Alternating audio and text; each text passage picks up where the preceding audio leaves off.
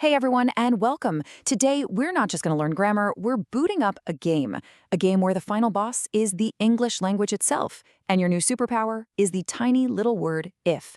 So let's dive right in.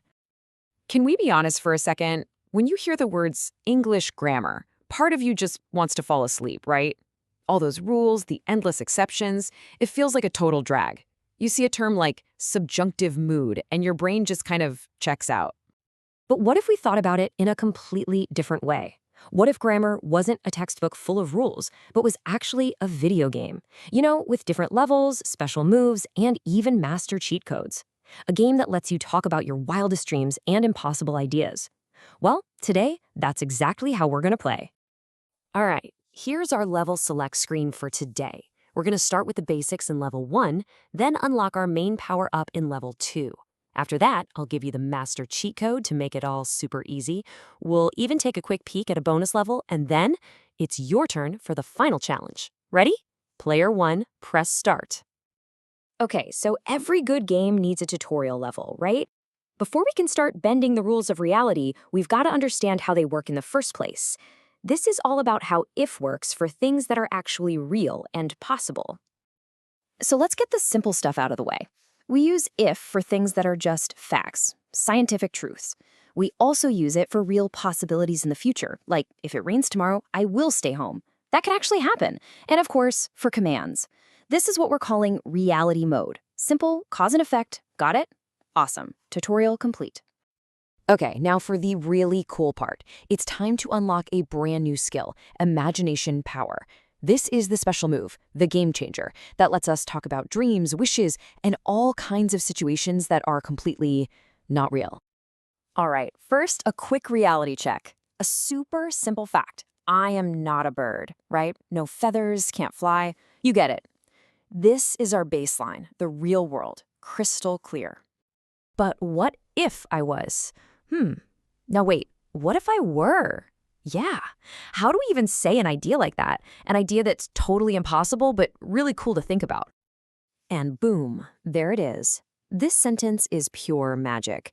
It's not about what's true. It's about painting this amazing picture in our minds. It unlocks a whole world of possibilities.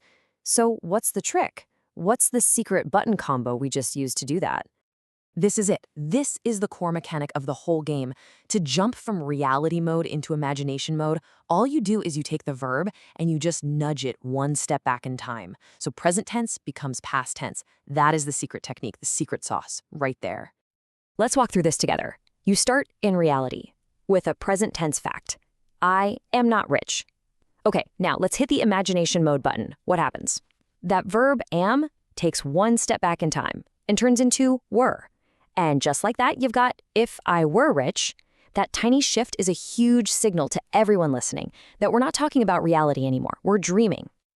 Now, there's a kind of a weird special rule you've just got to know. When you're in imagination mode, for the be verb, it is always were. Seriously. It doesn't matter if it's I, he, she, it. You can forget about the word was. Was is banned from imagination mode. So it's if he were an astronaut or if she were president. It's a special rule for a special power.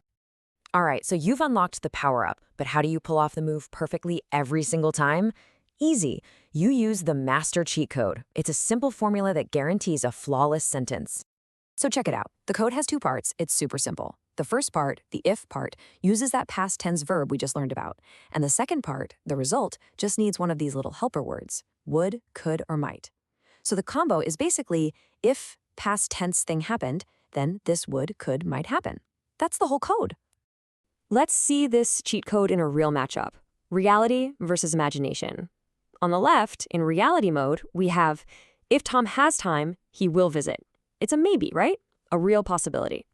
But now look at the right side, imagination mode. If Tom had time, he would visit. See? That one little shift to had and would totally changes the meaning. Now we know the sad truth. Tom's too busy. He's not coming.